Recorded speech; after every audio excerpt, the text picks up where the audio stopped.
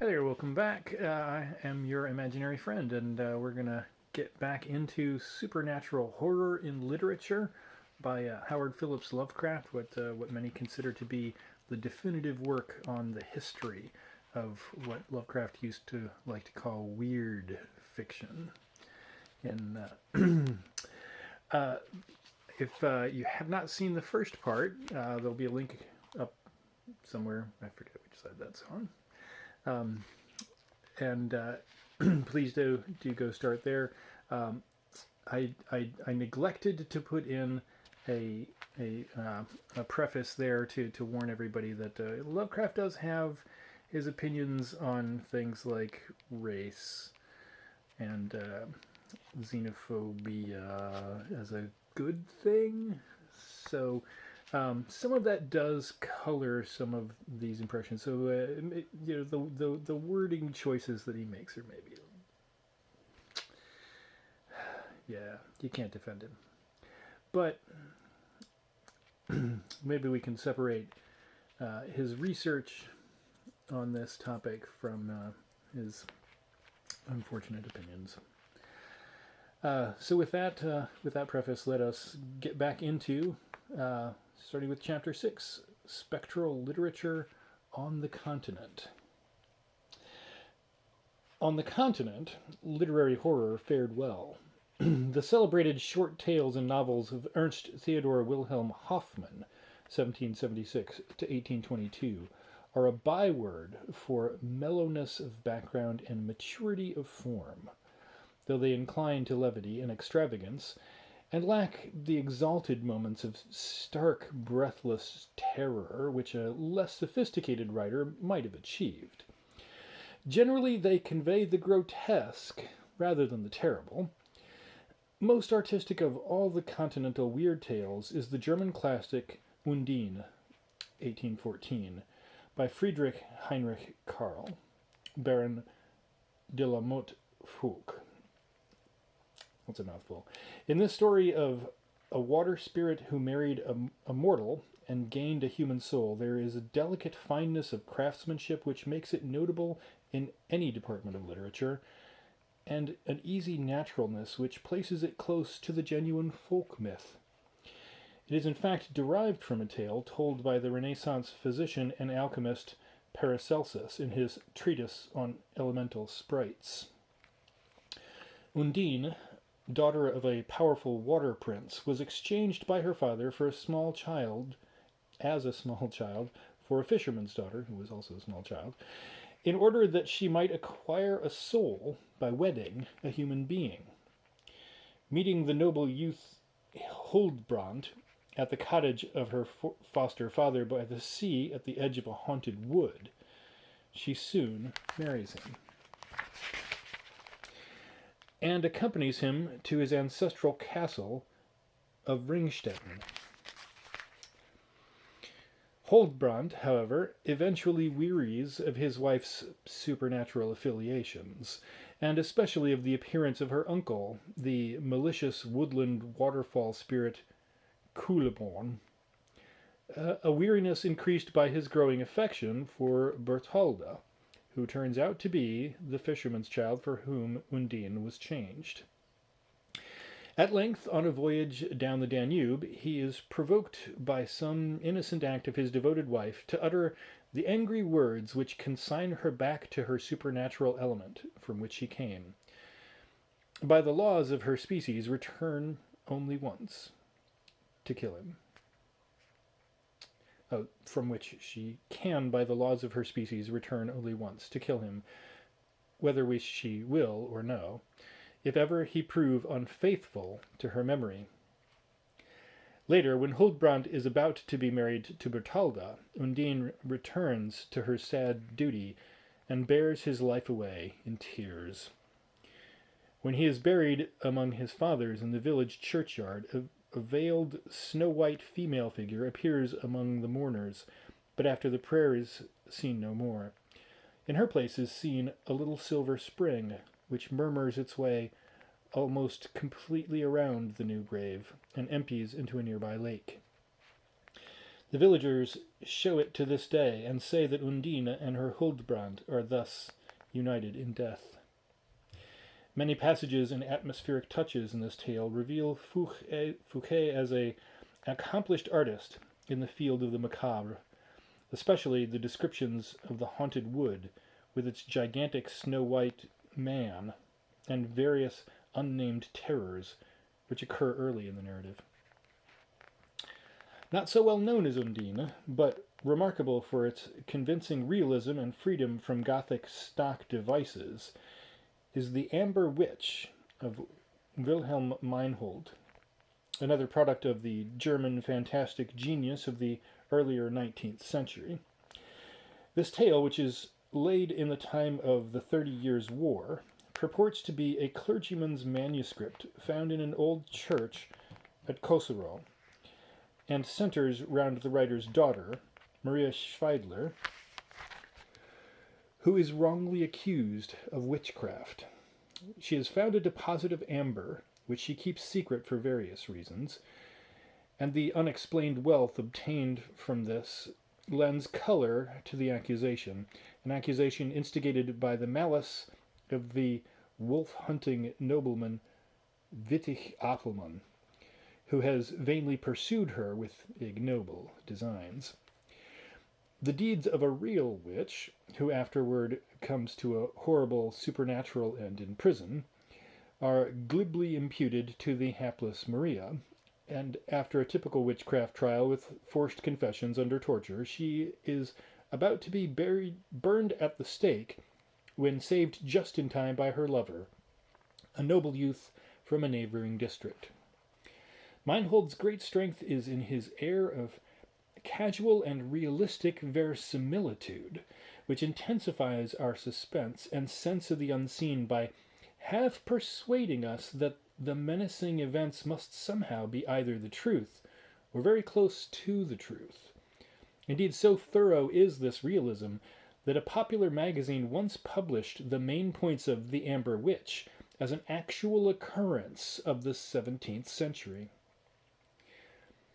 In the present generation, German horror fiction is most notably represented by Heinz Ewers, who brings to bear on his dark conception and effective knowledge of modern psychology. Novels like The Sorcerer's Apprentice and Alraune, and short stories like The Spider, contain distinctive qualities which raise them to a classic level.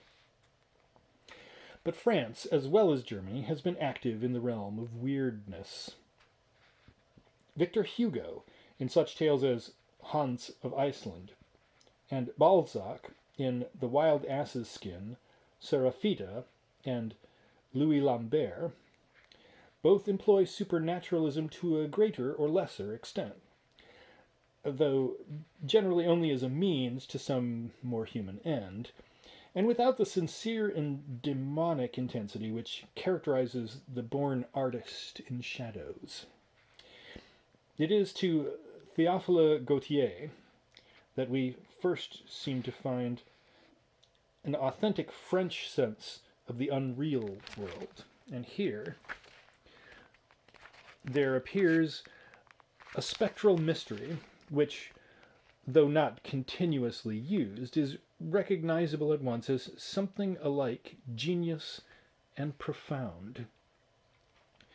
Short tales like Avatar, The Foot of the Mummy, and Clarimonde display glimpses of forbidden vistas that allure, tantalize, and sometimes horrify, whilst the Egyptian visions evoked in one of Cleopatra's nights are of the keenest and most expressive potency. Gautier captured the inmost soul of aeon-weighted Egypt, with its cryptic life and cyclopean architecture, and uttered once and for all the eternal horror of its nether world of catacombs, where to the end of time millions of stiff, spiced corpses will stare up in the blackness with glassy eyes, awaiting some awesome and unrelatable summons. Gustave Flaubert ably continued the tradition of Gautier in orgies of poetic fantasy like The Temptation of St. Anthony, and but for a strong realistic bias, might have been an archweaver of tapestried terrors. Later on we see the stream divide, producing strange poets and fantasists of the symbolic and decadent schools, whose dark interests really center more in abnormalities of human thought and instinct than in the actual supernatural, and subtle storytellers whose thrills are quite directly derived from the night-black wells of cosmic unreality. Of the former class of artists in sin, the illustrious poet Baudelaire, influenced vastly by Poe, is the supreme type, whilst the psychological novelist Joris-Karl Huysmans, a true child of the 1890s, is at once the summation and finale. The latter and purely narrative class is continued by Prosper Mérimée, whose Venus of Ile presents in terse and convincing prose the same ancient statue bride theme which Thomas Moore cast in ballad form in The Ring. The horror tales of the powerful and cynical Guy de Maupassant, written as his final madness gradually overtook him, present individualities of their own, being rather the morbid outpourings of a realistic mind in a pathological state than the healthy, imaginative products of a vision naturally disposed toward fantasy and sensitive to the normal illusions of the unseen.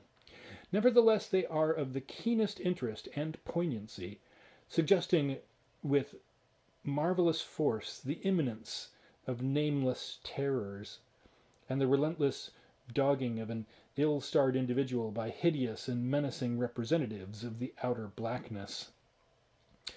Of these stories, the Horla is generally regarded as the masterpiece, relating the advent to France of an invisible being who lives on water and milk, sways the minds of others, and seems to be the vanguard of a horde of extraterrestrial organisms arrived on Earth to subjugate and overwhelm mankind. This tense narrative is perhaps without a peer in its particular department, notwithstanding its indebtedness to a tale by the American Fitzjames O'Brien for details in describing the actual presence of the unseen monster. Other potently dark creations of de Maupassant are Who Knows, The Spectre, He, The Diary of a Madman, The White Wolf, On the River, and the grisly verses entitled Horror. The collaborators, Erckmann Chatrian, enriched French literature with many spectral fantasies like The Man-Wolf, in which a transmitted curse works towards its end in a traditional Gothic castle setting.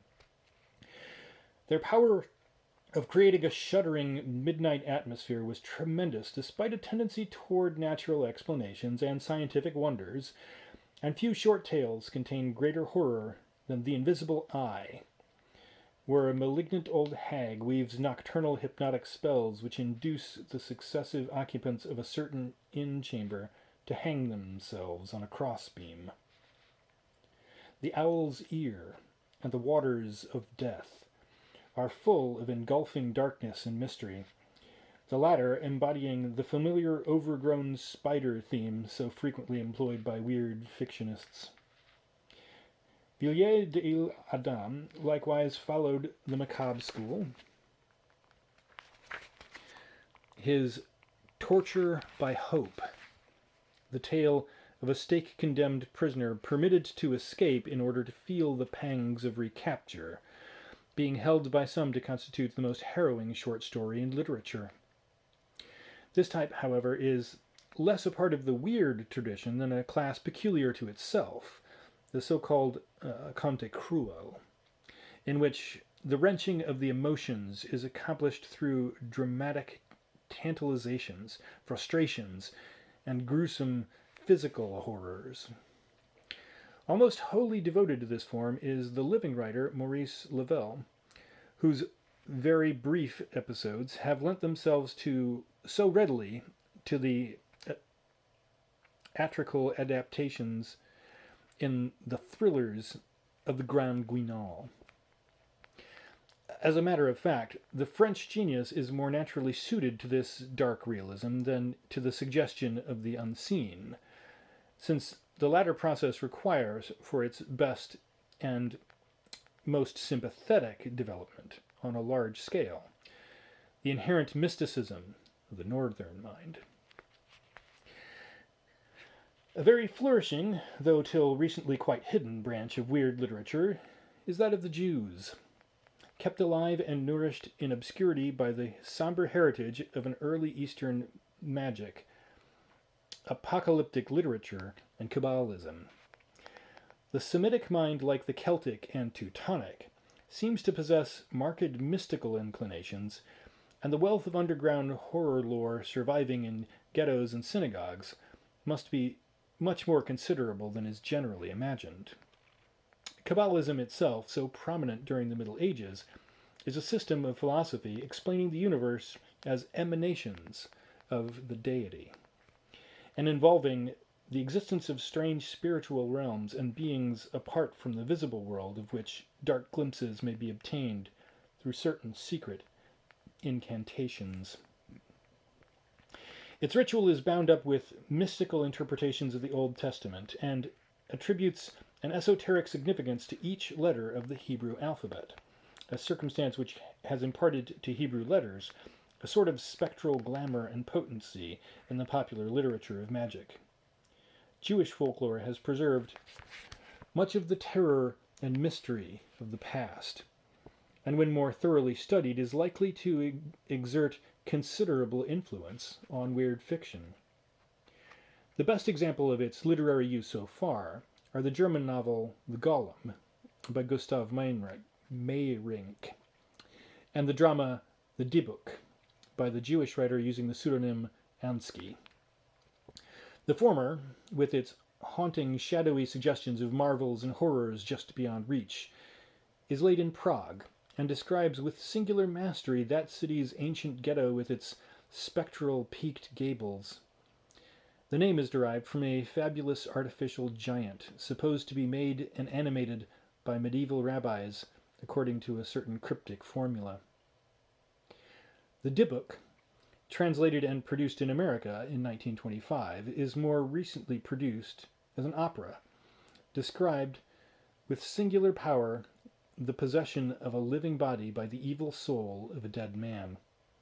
Both golems and dybbuks are fixed types and serve as frequent ingredients of later Jewish tradition.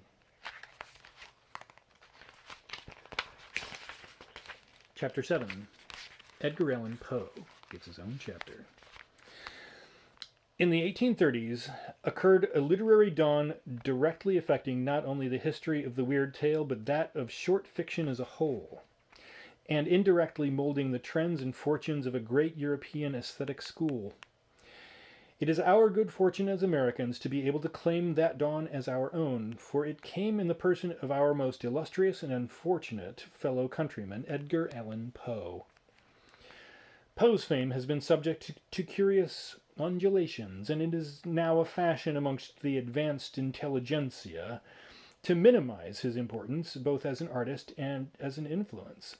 But it would be hard for any mature and reflective critic to deny the tremendous value of his work and the persuasive potency of his mind as an opener of artistic vistas. True, his type of outlook may have been anticipated, but it was he who first realized its possibilities and gave it supreme form and systematic expression. True also that subsequent writers may have produced greater single tales than his, but again we must comprehend that it was only he who taught them by example and precept the art which they, having the way cleared for them and given an explicit guide, were perhaps able to carry to greater lengths. Whatever his limitations, Poe did that which no one else ever did or could have done, and to him we owe the modern horror story in its final and perfected state. Before Poe, the bulk of weird writers had worked largely in the dark, without an understanding of the psychological basis of the horror appeal, and hampered by more or less of conformity to certain empty literary conventions, such as the happy ending, virtue rewarded, and in general, a hollow moral didacticism, acceptance of popular standards and values, and striving of the author to obtrude his own emotions into the story and take sides with the partisans of the majority's official ideas. Poe, on the other hand, perceived the essential impersonality of the real artist, and knew that the function of creative fiction is merely to express and interpret events and sensations as they are, regardless of how they tend or what they prove, good or evil, attractive or repulsive, stimulating or depressing, with the author always acting as a vivid and detached chronicler, rather than as a teacher, sympathizer, or vendor of opinion. He saw clearly that all phases of life and thought are equally eligible as subject matter for the artist, and being inclined by temperament to strangeness and gloom, decided to be the interpreter of those powerful feelings and frequent happenings which attend pain rather than pleasure, decay rather than growth, terror rather than tranquility, and which are fundamentally either adverse or indifferent to the tastes and traditional outward sentiments of mankind, and to the health, sanity, and normal expansive welfare of the species. Poe's spectres thus acquired a convincing malignity possessed by none of their predecessors, and established a new standard of realism in the annals of literary horror. The impersonal and artistic intent, moreover, was aided by a scientific attitude not often found before, whereby Poe studied the human mind rather than the usages of Gothic fiction, and worked with an analytical knowledge of terror's true sources, which doubled the force of his narratives and emancipated him from all the absurdities inherent in merely conventional shudder coining. This example having been set, later authors were naturally forced to conform to it in order to compete at all, so that in this way a definite change began to affect the mainstream of macabre writing. Poe, too, set a fashion in consummate craftsmanship, and although today some of his own work seems slightly melodramatic and unsophisticated, we can constantly trace his influence in such things as the maintenance of a single mood and achievement of a single impression in a tale, and the rigorous paring down of incidents to such as have a direct bearing on the plot and will figure prominently in the climax. Truly may it be said that Poe invented the short story in its present form. His elevation of disease, perversity, and decay to the level of artistically expressible themes was likewise infinitely far-reaching in effect, for avidly seized, sponsored, and intensified by his eminent French admirer Charles-Pierre Baudelaire, it became the nucleus of the principal aesthetic movements in France, thus making Poe, in a sense, the father of the decadents and the symbolists. Poet and critic by nature, and supreme attainment, logician and philosopher by taste and mannerism, Poe was by no means immune from defects and affectations. His pretense to profound and obscure scholarship, his blundering ventures in stilted and labored pseudo-humor, and his often vitriolic outbursts of critical prejudice must all be recognized and forgiven. Beyond and above them, and dwarfing them to insignificance, was a master's vision of the terror that stalks about and within us, and the worm that writhes and slavers in the hideously close abyss, penetrating to every festering horror in the gaily painted mockery called existence, and in the solemn masquerade called human thought and feeling. That vision had power to project itself in blackly magical crystallizations and transmutations, till there bloomed in the sterile America of the 30s and 40s such a moon-nourished garden of gorgeous poison fungi as not even the nether slopes of Saturn might boast. Verses and tales alike sustain the burthen of cosmic panic. The raven, whose noisome beak pierces the heart, the ghouls that toll iron bells in pestilential steeples, the vault of Ulalume in the black October night, the shocking spires and domes under the sea, the wild, weird climb that lieth sublime out of space, out of time. All these things and more leer at us amidst maniacal rattlings in the seething nightmare of the poetry. And in the prose there yawn open for us the very jaws of the pit, inconceivable abnormalities slyly hinted into a horrible half-knowledge by words whose innocence we scarcely doubt till the cracked tension of their speaker's hollow voice bids us fear their nameless implications. Demoniac patterns and presences slumbering noxiously till waked for one phobic instance into a shrieking revelation that cackles itself to sudden madness or explodes in memorable and cataclysmic echoes. A witch's Sabbath of horror, flinging off decorous robes, is flashed before us, a sight the more monstrous because of the scientific skill with which every particular is marshaled and brought into an easy, apparent relation to the known gruesomeness of material life. Poe's tales, of course, fall into several classes, some of which contain a purer essence of spiritual horror than others. The tales of logic and ratiocination, forerunners of the modern detective story, are not to be included at all in weird literature, whilst certain others, probably influenced considerably by Hoffmann, possess an extravagance which relegates them to the borderline of the grotesque. Still a third group deal with abnormal psychology and monomania in such a way as to express terror but not weirdness. A substantial residuum, however, represent the literature of supernatural horror in its acutest form, and give their author a permanent and unassailable place as deity and fountainhead of all modern diabolic fiction. Who can forget the terrible swollen ship poised on the billow chasm's edge in MS Found in a Bottle? The dark intimations of her unhallowed age and monstrous growth, her sinister crew of unseeing grey beards, and her frightful southward rush under full sail through the ice of the Antarctic night. Sucked onward by some resistless devil current toward a vortex of eldritch enlightenment, which must end in destruction.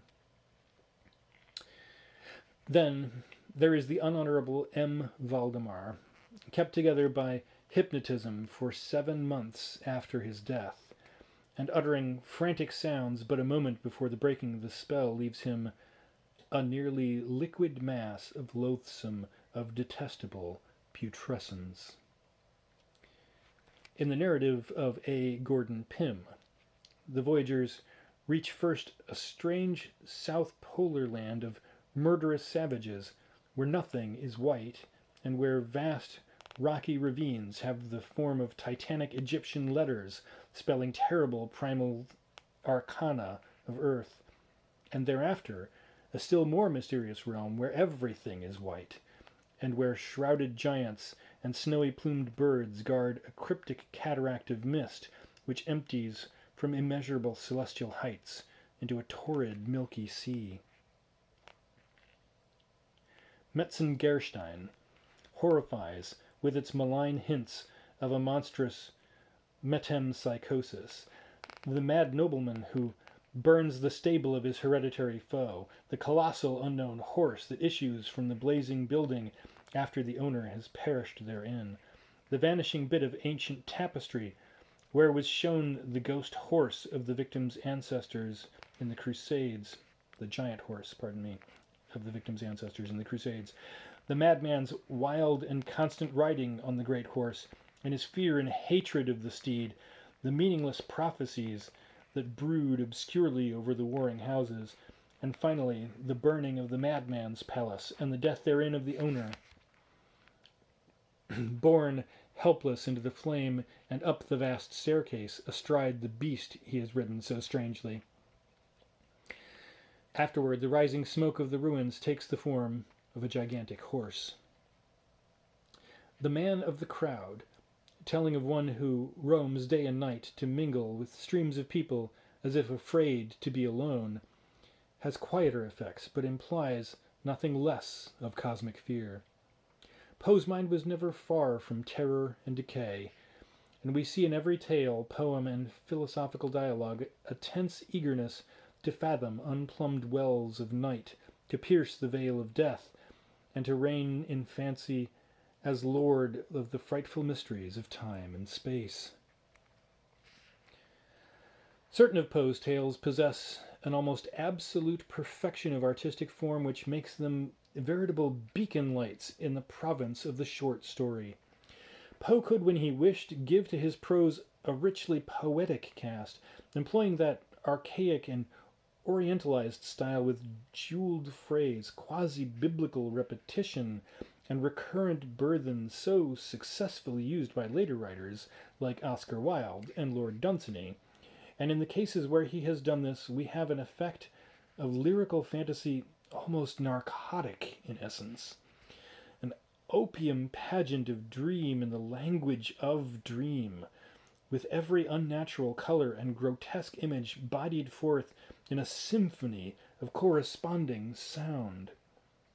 The Mask of the Red Death, Silence, a fable, and Shadow, a parable, are assuredly poems in every sense of the word save the metrical one, and owe as much of their power to oral cadence as to visual imagery. But it is in two of the less openly poetic tales, Ligeia and The Fall of the House of Usher, especially the latter, that one finds these very summits of artistry where Poe takes his place at the head of fictional miniaturism. Simple and straightforward in plot, both of these tales owe their supreme magic to the cunning development which appears in the selection and collocation of every least incident. Ligeia tells of a first wife of lofty and mysterious origin, who after death returns through a preternatural force of will to take possession of the body of a second wife, imposing even her physical appearance on the temporary reanimated corpse of her victim at the last moment. Despite a suspicion of prolixity and top-heaviness, the narrative reaches its terrific climax with relentless power. Usher, whose superiority in detail and proportion is very marked, hints shudderingly of obscure life in inorganic things, and displays an abnormally linked trinity of entities at the end of a long and isolated family history: a brother, his twin sister, and their incredibly ancient house, all sharing a single soul and meeting one common dissolution at the same moment. These bizarre conceptions, so awkward in unskillful hands, become under Poe's spell living and convincing terrors to haunt our nights. And all because the author understood so perfectly the very mechanics and physiology of fear and strangeness, the essential details to emphasize, the precise incongruities and conceits to select as preliminaries or concomitants to horror, the exact incidents and allusions to throw out innocently in advance as symbols of prefigurings of each major step toward the hideous denouement to come, the nice adjustments of cumulative force, and the unerring accuracy in linkage of parts which make for faultless unity throughout and thunderous effectiveness at the climactic moment. the delicate nuances of scenic and landscape value to select in establishing and sustaining the desired mood and vitalizing the desired illusion. Principles of this kind, and dozens of obscure ones too elusive to be described or even fully comprehended by any ordinary commentator. Melodrama and unsophistication there may be. We are told of one fastidious Frenchman who could not bear to read Poe except in Baudelaire's urbane and Gallically modulated translation. But all traces of such things are wholly overshadowed by a potent and inborn sense of the spectral, the morbid, and the horrible, which gushed forth from every cell of the artist's creative mentality and stamped his macabre work with the ineffaceable mark of supreme genius. Poe's weird tales are alive in a manner that few other can ever hope to be. Like most fantasists, Poe excels in incidents and broad narrative effects rather than in character drawing. His typical protagonist is generally a dark, handsome, proud, melancholy, intellectual, highly sensitive, capricious, introspective, isolated, and sometimes slightly mad gentleman of ancient family and opulent circumstances, usually deeply learned in strange lore, and darkly ambitious of penetrating to forbidden secrets of the universe. Aside from a high-sounding name, this character obviously derives little from the early Gothic novel, for he is clearly neither the wooden hero nor the diabolical villain of Radcliffean or Ludovician romance.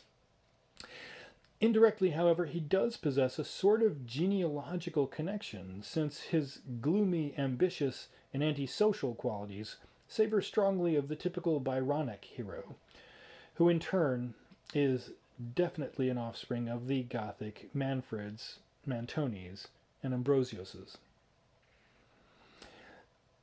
More particular qualities appear to be derived from the psychology of Poe himself, who certainly possessed much of the depression, sensitiveness, and aspiration, loneliness, and extravagant freakishness, which he attributes to his haughty and solitary victims of fate.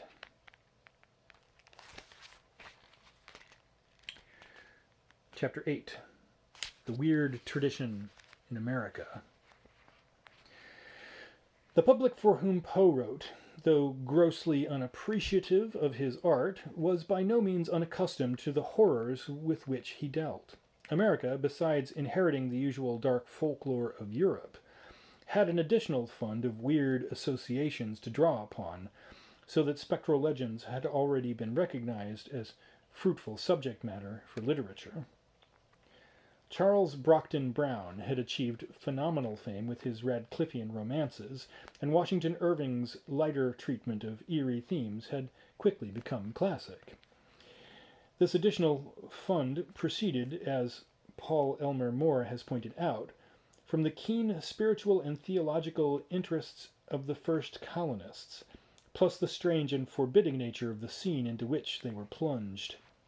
The vast and gloomy virgin forests, in whose perpetual twilight all terrors might well lurk, the hordes of coppery Indians, whose strange saturnine visages and violent customs hinted strongly at traces of infernal origin, the free rein given under the influence of Puritan theocracy to all manner of notions respecting man's relation to the stern and vengeful God of the Calvinists, and to the sulphurous adversary of that God, about whom so much was thundered in the pulpits each Sunday, and the morbid introspection developed by an isolated backwoods life devoid of normal amusements and of the recreational mood, harassed by commands for theological self-examination, keyed to unnatural emotional repression, and forming above all a mere grim struggle for survival. All these things conspired to produce an environment in which the black whisperings of sinister grandames were heard far beyond the chimney corner. and in which tales of witchcraft and unbelievable secret monstrosities lingered long after the dread days of the Salem nightmare. Poe represents the newer, more disillusioned, and more technically finished of the weird schools that rose out of this propitious milieu. Another school, the tradition of moral values, gentle restraint, and mild, leisurely fantasy, tinged more or less with the whimsical, was represented by another famous, misunderstood, and lonely figure in American letters, the shy and sensitive Nathaniel Hawthorne, scion of antique Salem and great-grandson of one of the bloodiest of the old witchcraft judges. In Hawthorne we have none of the violence, the daring, the high coloring, the intense dramatic sense, the cosmic malignity, and the undivided and impersonal artistry of Poe. Here instead is a gentle soul cramped by the Puritanism of early New England, shadowed and wistful, and grieved at an unmoral universe which everywhere transcends the conventional patterns thought by our forefathers to represent divine and immutable law. Evil, a very real force to Hawthorne, appears on every hand as a lurking and conquering adversary, and the visible world becomes, in his fancy, a theater of infinite tragedy and woe, and unseen, half-existent influences hovering over it and through it, battling for supremacy and molding the destinies of the hapless mortals who form its vain and self-deluded population. The heritage of American weirdness was his to a more intense degree, and he saw a dismal throng of vague specters behind the common phenomena of life. But he was not disinterested enough to value impressions, sensations, and beauties of narration for their own sake. He must needs weave his fantasy into some quietly melancholy fabric of didactic or allegorical cast, in which his meekly resigned cynicism may display with naive moral appraisal the perfidy of a human race which he cannot cease to cherish and mourn despite his insight into its hypocrisy.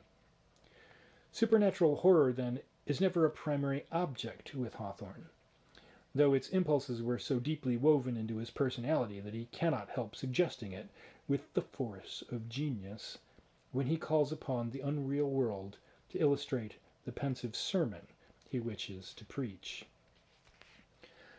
Hawthorne's intimations of the weird, always gentle, elusive, and restrained, may be traced throughout his work.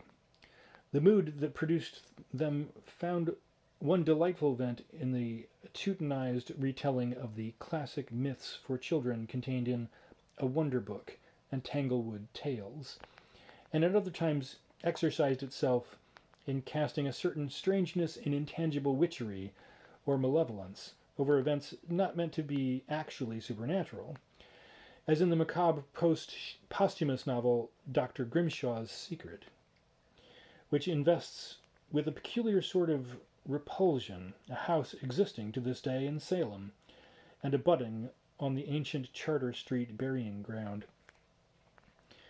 In The Marble Faun, whose design was sketched out in an Italian villa reputed to be haunted, a tremendous background of genuine fantasy and mystery palpitates just beyond the common reader's sight, and glimpses of fabulous blood in mortal veins are hinted at during the course of a romance which cannot help being interesting despite the persistent incubus of moral allegory, anti-popery propaganda, and a Puritan prudery which has caused the modern writer D.H. Lawrence to express a longing to treat the author in a highly undignified manner. Septimus Felton, a posthumous novel whose idea was to have been elaborated and incorporated into the unfinished Dolliver romance, touches on the elixir of life in a more or less capable fashion, whilst the notes for a never-written tale to be called The Ancestral Footstep show what Hawthorne would have done with an intensive treatment of an old English superstition, that of an ancient and accursed line whose members left footprints of blood as they walked, which appears incidentally in both Septimus Felton and Dr. Grimshaw's Secret. Many of Hawthorne's shorter tales exhibit weirdness either of atmosphere or of incident to a remarkable degree. Edward Randolph's portrait in Legends of the Province House has its diabolic moments. The minister's black veil, founded on an actual incident, and the ambitious guest imply much more than they state, whilst Ethan Brand, a fragment of a longer work never completed, rises to genuine heights of cosmic fear with its vignette of the wild hill country and the blazing, desolate lime kilns, and its delineation of the Byronic, unpardonable sinner, whose troubled life ends with a peal of fearful laughter in the night as he seeks rest amidst the flames of the furnace. Some of Hawthorne's notes tell of weird tales he would have written had he lived longer. An especially vivid plot being that concerning a baffling stranger who appeared now and then in public assemblies, and who was at last followed and found to come and go from a very ancient grave. But foremost as a finished artistic unit among all our author's weird material is the famous and exquisitely wrought novel, The House of Seven Gables, in which the relentless working out of an ancestral curse is developed with astonishing power against the sinister background of a very ancient Salem house, one of those peaked Gothic affairs which formed the first regular building up of our New England coast towns, but which gave way after the 17th century to the more familiar gambrel-roofed or classic Georgian types, now known as colonial. Of these old gabled Gothic houses, scarcely a dozen are to be seen today in their original condition throughout the United States, but one well known to Hawthorne still stands in Turner Street, Salem, and is pointed out with doubtful authority as the scene and inspiration of the romance. Such an edifice, with its spectral peaks, its clustered chimneys, its overhanging second story, its grotesque corner brackets, and its diamond-paned lattice windows, is indeed an object well calculated to evoke somber reflections, typifying as it does the dark Puritan age of concealed horror and witch whispers which preceded the beauty, nationality, and spaciousness of the 18th century. Hawthorne saw many in his youth, and knew the black tales connected with some of them. He heard, too, many rumors of a curse upon his own line, as the result of his great-grandfather's severity as a witchcraft judge in 1692. From this setting came the immortal tale, New England's greatest contribution to weird literature, and we can feel in an instant the authenticity of the atmosphere presented to us. Stealthy horror and disease lurk within the weather-blackened, moss-crusted, and elm-shadowed walls of the archaic dwellings so vividly displayed, and we grasp the brooding malignity of the place when we read that its builder, old Colonel Pyncheon, snatched the land with peculiar ruthlessness from its original settler, Matthew Maule, whom he condemned to the gallows as a wizard in the year of the panic. Maule died cursing old Pyncheon, God will give him blood to drink, and the waters of the old well on the seized land turned bitter. Maule's carpenter's son consented to build the great gabled house for his father's triumphant enemy, but the old colonel died strangely on the day of its dedication. Then followed generations of odd vicissitudes with queer whispers about the dark powers of the Maules, and sometimes terrible ends befalling the Pyncheons. The overshadowing malevolence of the ancient house, almost as alive as Poe's House of Usher, though in a subtler way, pervades the tale as a recurrent motif pervades an operatic tragedy. And when the main story is reached, we behold the modern Pyncheons in a pitiable state of decay. Poor old Hepzibah, the eccentric, reduced gentlewoman, childlike, unfortunate Clifford, just released from undeserved imprisonment, sly and treacherous Judge Pyncheon, who is the old colonel all over again. All these figures are tremendous symbols, and are well matched by the stunted vegetation and anemic fowls in the garden. It was almost a pity to supply a a fairly happy ending, with a union of sprightly Phoebe, cousin and last scion of the Pincians, to the prepossessing young man who turns out to be the last of the Mauls. This union presumably ends the curse. Hawthorne avoids all violence of diction or movement and keeps his implications of terror well in the background, but occasional glimpses simply serve to sustain the mood and redeem the work from pure allegorical aridity. Incidents like the bewitching of Alice Pyncheon in the early 18th century and the spectral music of her harpsichord which precedes a death in the family, the latter a variant of an immemorial type of Aryan myth, link the action directly with the supernatural, whilst the dead nocturnal vigil of old Judge Pyncheon in the ancient parlour, with his frightfully ticking watch, is stark horror in the most poignant and genuine sort. The way in which the judge's death is first adumbrated by the motions and sniffing of a strange cat outside the window, long before the fact is suspected by the reader or by any of the characters, is a stroke of genius which Poe could not have surpassed. Later, the strange cat watches intently outside that same window in the night and on the next day for something. It is clearly the psychopomp of primeval myth, fitted and adapted with infinite deftness to its latter-day setting. But Hawthorne left no well-defined literary posterity. His mood and attitude belonged to the age which closed with him, and it is the spirit of Poe who so clearly and realistically understood the natural basis of the horror appeal and the correct mechanics of its achievement, which survived and blossomed. Among the earliest of Poe's disciples may be reckoned the brilliant young Irishman Fitz-James O'Brien, 1828 to 1862, who became naturalized as an American and perished honorably in the Civil War. It is he who gave us What Was It?, the first well-shaped short story of a tangible but invisible being, and the prototype of de Maupassant's Horla.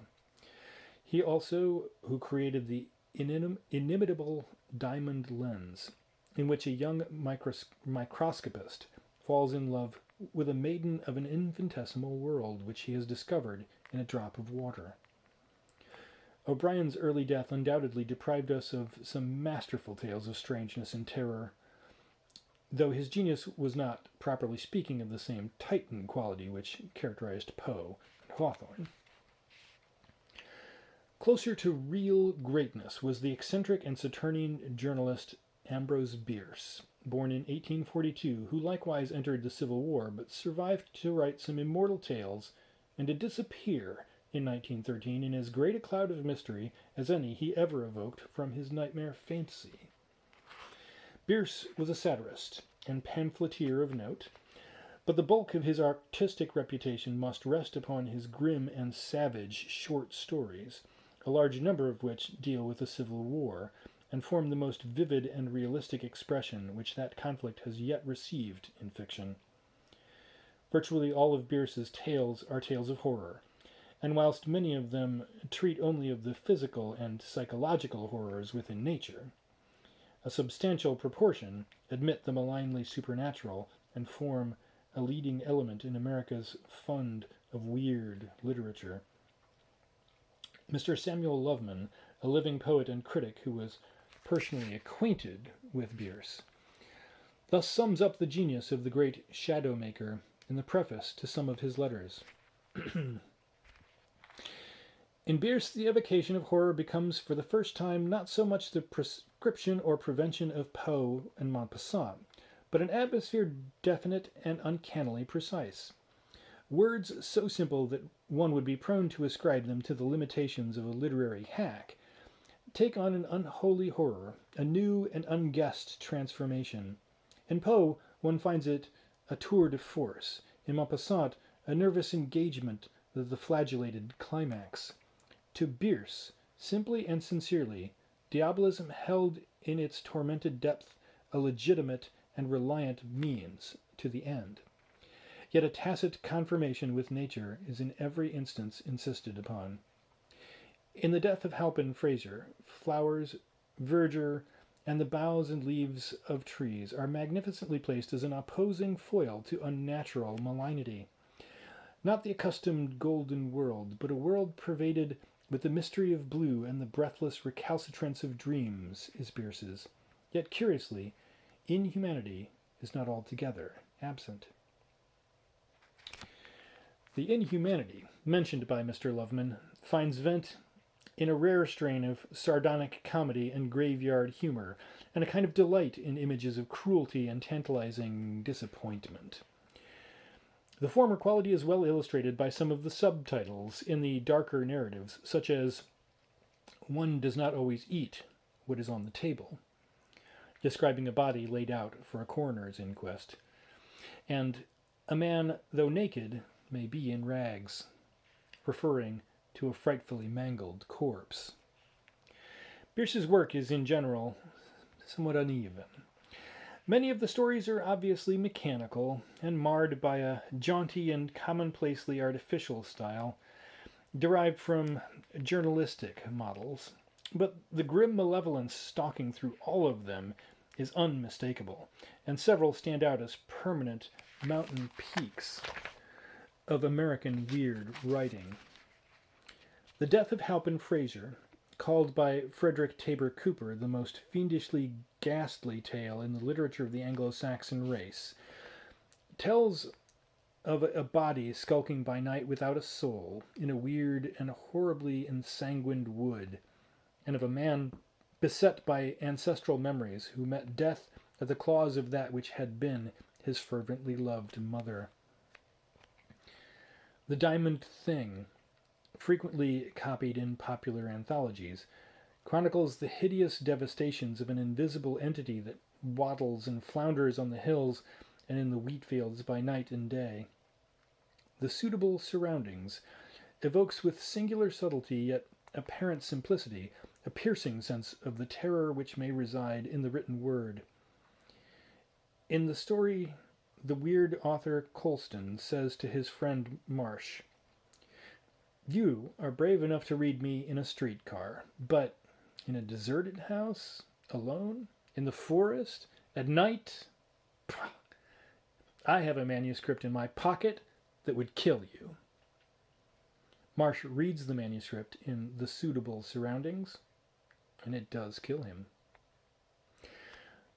The middle toe of the right foot is clumsily developed, but has a powerful climax.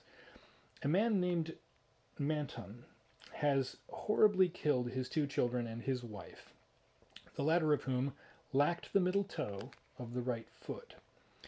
10 years later, he returns much altered to the neighborhood, and, being secretly recognized, is provoked into a bowie knife duel in the dark, to be held in the now abandoned house where his crime was committed. When the moment of the duel arrives, a trick is played upon him, and he is left without an antagonist, shut in a night-black ground-floor room of the reputedly haunted edifice, with the thick dust of a decade on every hand. No knife is drawn against him, for only a thorough scare is intended. But on the next day, he is found crouched in a corner with distorted face, dead of sheer fright at something he has seen. The only clue visible to the discoverers is one having terrible implications. In the dust of years that lay thick upon the floor, leading from the door by which they had entered, straight across the room to within a yard of Manton's crouching corpse, were 3 parallel lines of footprints, light but definite impressions of bare feet, the outer ones those of small children, the inner a woman's. From the point at which they ended, they did not return. They pointed all one way. And of course, the woman's prints showed a lack of the middle toe of the right foot. The Spook House, told with a severely homely air of journalistic verisimilitude, conveys terrible hints at shocking mystery. In 1858, an entire family of 7 persons disappears suddenly and unaccountably from a plantation house in eastern Kentucky, leaving all its possessions untouched: furniture, clothing, food supplies, horses, cattle, and slaves. About a year later, two men of high standing are forced by a storm to take shelter in the deserted dwelling, and in so doing stumble into a strange subterranean room lit by an unaccountable greenish light, and having an iron door which cannot be opened from within. In this room lie the decayed corpse of all the missing family, and as one of the discoverers rushes forward to embrace a body he seems to recognize, the other is so overpowered by a strange fetor that he accidentally shuts his companion in the vault and loses consciousness. Recovering his senses 6 weeks later, the survivor is unable to find the hidden room, and the house is burned during the Civil War. The imprisoned discoverer is never seen or heard of again. Bierce seldom realizes the atmospheric possibilities of his themes as vividly as Poe, and much of his work contains a certain touch of naivete, prosaic angularity, or early American provincialism, which contrasts somewhat with the efforts of later horror masters. Nevertheless, the genuineness and artistry of his dark intimations are always unmistakable, so that his greatness is in no danger of eclipse. As arranged in his definitively collected works, Bierce's weird tales occur mainly in 2 volumes, Can Such Things Be? And In the Midst of Life. The former, indeed, is almost wholly given over to the supernatural. Much of the best in American horror literature has come from pens not mainly devoted to that medium. Oliver Wendell Holmes' historic Elsie Venner suggests with admirable restraint an unnatural Ophidian element in a young woman prenatally influenced, and sustains the atmosphere with finely discriminating landscape touches. In The Turn of the Screw, Henry James triumphs over his inevitable pomposity and prolixity sufficiently well to create a truly potent air of sinister menace, depicting the hideous influence of 2 dead and evil servants, Peter Quint and the governess Miss Jewel, over a small boy and girl who had been under their care. James is perhaps too diffuse, too unctuously urbane, and too much addicted to subtleties of speech to realize fully all the wild and devastating horror in his situations. But for all that, there is a rare and mounting tide of fright, culminating in the death of the little boy, which gives the novelette a permanent place in its special class. F. Marion Crawford produced several weird tales of varying quality, now collected in a volume entitled Wandering Ghosts. For the Blood is the Life touches powerfully on a case of moon-cursed vampirism near an ancient tower on the rocks of the lonely South Italian seacoast.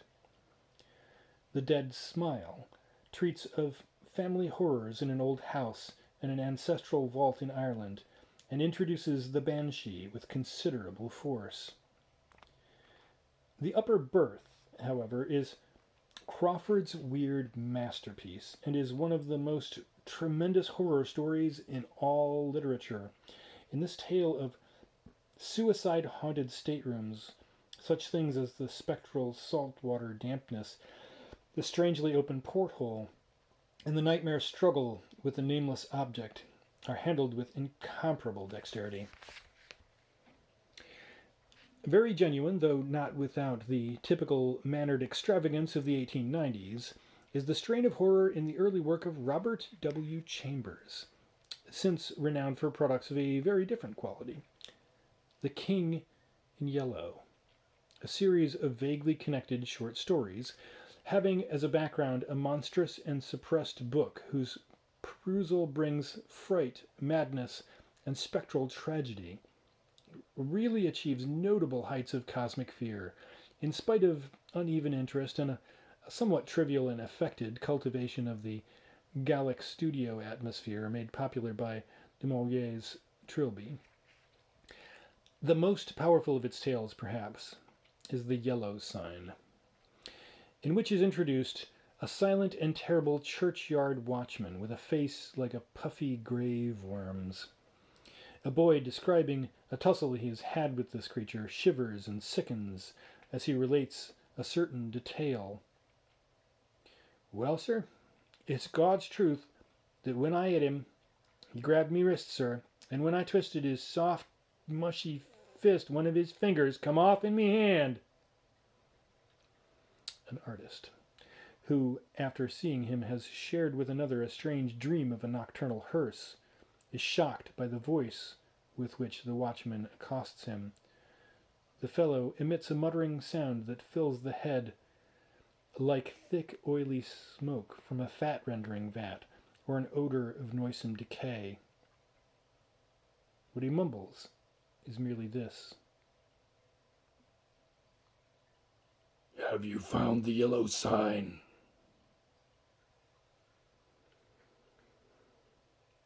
A weirdly hieroglyphed onyx talisman, picked up on the street by the sharer of his dream, is shortly given the artist, and after stumbling queerly upon the hellish and forbidden book of horrors, the two learn, among other hideous things, which no sane mortal should know, that this talisman is indeed the nameless yellow sign, handed down from the accursed cult of Hastur, from primordial Carcosa, whereof the volume treats, and some nightmare memory of which seeks to lurk latent and ominous at the back of all men's minds. Soon they hear the rumblings of the black-plumed hearse, driven by the flabby and corpse-faced watchman. He enters the night-shrouded house in quest of the yellow sign, all bolts and bars rotting at his touch, and when the people rush in, drawn by a scream that no human throat could utter, they find 3 forms on the floor, 2 dead and 1 dying. One of the dead shapes is far gone in decay. It is the churchyard watchman, and the doctor exclaims, "That man must have been dead for months." It is worth observing that the author derives most of the names and allusions connected with his eldritch land of primal memory from the tales of Ambrose Bierce. Other early works of Mr. Chambers displaying the outré and macabre element are The Maker of Moons and In Search of the Unknown. One cannot help regretting that he did not further develop a vein in which he could so easily have become a recognized master. Horror material of authentic force may be found in the work of the New England realist Mary E. Wilkins, whose volume of short tales, The Wind in the Rosebush, contains a number of noteworthy accomplishments. In The Shadows on the Wall, we are shown with consummate skill the response of a staid New England household to uncanny tragedy, and the sourceless shadow of the poisoned brother well prepare us for the climactic moment when the shadow of the secret murderer who has killed himself in a neighboring city suddenly appears beside it. Charlotte Perkins Gilman, in The Yellow Wallpaper, rises to a classic level in subtly delineating the madness which crawls over a woman dwelling in the hideously papered room where a mad woman was once confined.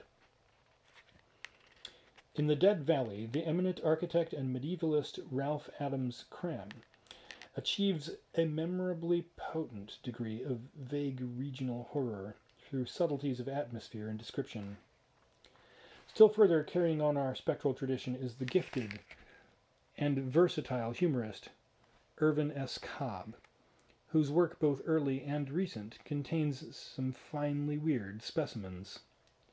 Fishhead, an early achievement, is banefully effective in its portrayal of unnatural affinities between a hybrid idiot and the strange fish of an isolated lake, which at the last avenge their biped kinsman's murder.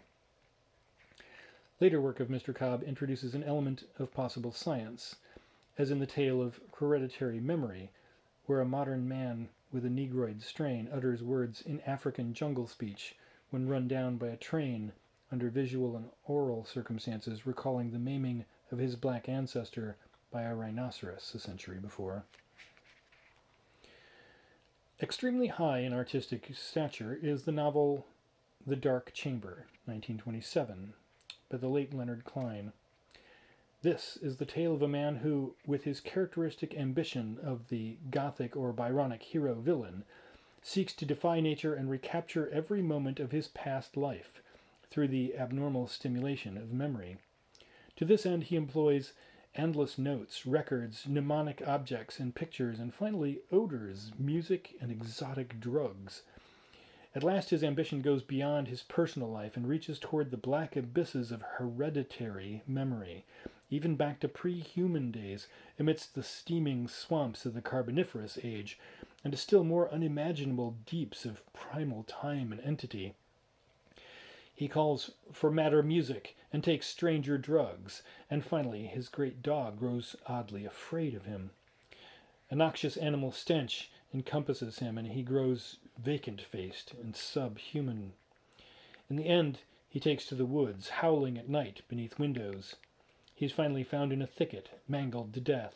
Beside him is the mangled corpse of his dog. They've killed each other. The atmosphere of this novel is malevolently potent, much attention being paid to the central figure's sinister home and household. A less subtle and well-balanced, but nevertheless highly effective creation is Herbert S. Gurman's novel, The Place Called Dagon, which relates the dark history of a western Massachusetts backwater where the descendants of refugees from the Salem witchcraft still keep alive the morbid and degenerate horrors of the Black Sabbath.